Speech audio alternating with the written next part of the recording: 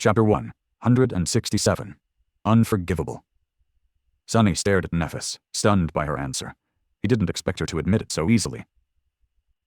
Meanwhile, she just shrugged. What?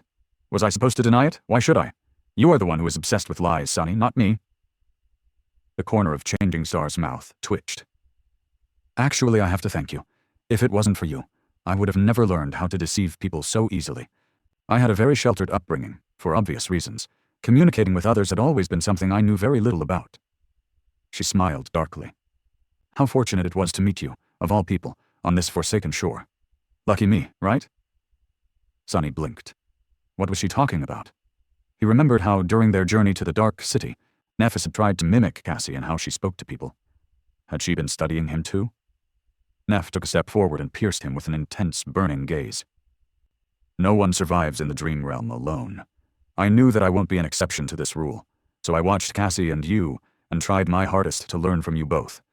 That's when I noticed that nothing you ever said or did was true. Wasn't it? Crap. Sunny felt a cold shiver running down his spine. She scoffed.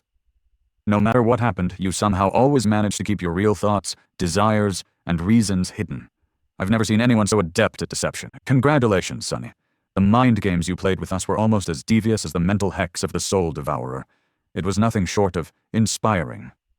Changing Star paused and shook her head. You can even easily turn truths into lies. How brilliant. I never even knew that such a thing was possible. Silly me. I didn't know a lot of things before I met you. She smiled. So, you see, while you were learning how to use a sword from me, I was learning how to use people from you. So please, Sunny, accept my sincere gratitude. I could not have wished for a better teacher. Without you, none of this would have been possible. Nephis raised her hand and stabbed a finger at him. Then, with anger in her voice, she spat. So where do you get the audacity to blame me for doing the same thing you do to everyone you ever meet? Sunny trembled. Was she telling the truth? Did Neph actually learn how to be this manipulative and vile? From him? Oh no. Someone that inexperienced couldn't have found a worse role model even if they tried. What a cruel twist of fate to be sent into the dream realm together with a damaged, vicious man like him. Sunny gritted his teeth. That's not the same. Changing Star scowled. How is what I am doing different? I haven't told a single lie to these people. I gave them just enough truth to make them deceive themselves, just like you taught me. But what, now that it was turned around on you, it is suddenly not fair? Now you won't settle for anything less than the whole truth? She smirked. Fine, I'll tell you. Yes, you are right. There's going to be fire and rivers of blood. That is my plan. So what? How is it worse than this pathetic, hopeless existence? It isn't.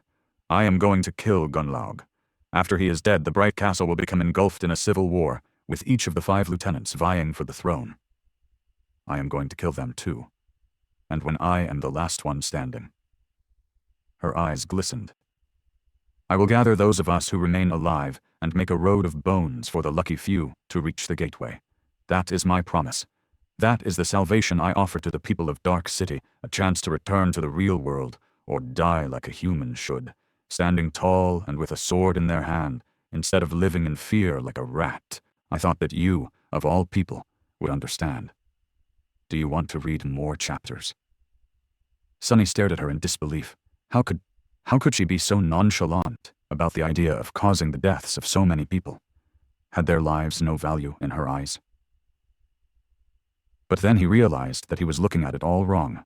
He was looking at it from his own perspective, the perspective of someone who was used to surviving at all costs, to putting survival above all else. However, that was how his old self had viewed the world. After coming to the Forgotten Shore, Sunny had learned that there were things more valuable than staying alive, and he learned it from Neph. To her, a life that was not worth living was that much worse than a worthy death. Maybe, in her mind, she really was trying to help these people.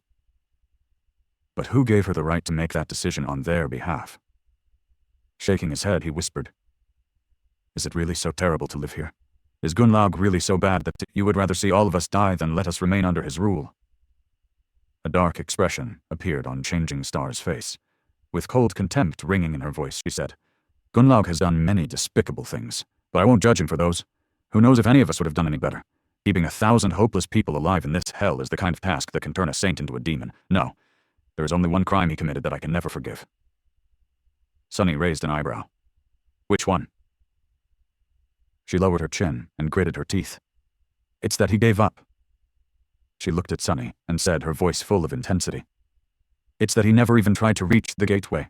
With so many years to prepare and hundreds of powerful fighters under his command, do you really think that there was nothing he could do to enter the Crimson Spire?